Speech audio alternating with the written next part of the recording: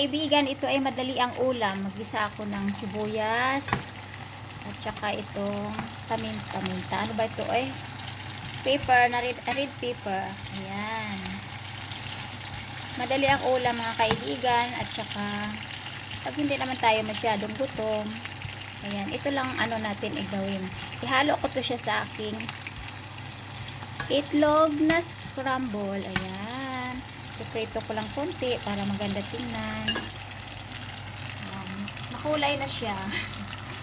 Yan lang po. Tapos handa na rin tayo dito ng itlog para ihalo ko yan siya mamaya para maganda tingnan.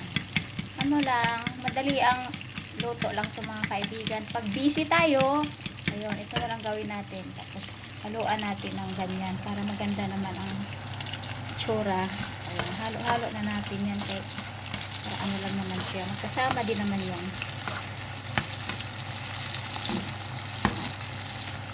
Ayan, malapit na mag-brown konti. Ayan, lagay na natin dito sa ano, sa plato natin para ihalo mamaya sa itlog. Ayan, dyan lang muna siya sa plato. Ayan, tapos ilagay na natin ang ating itlog na nabati na.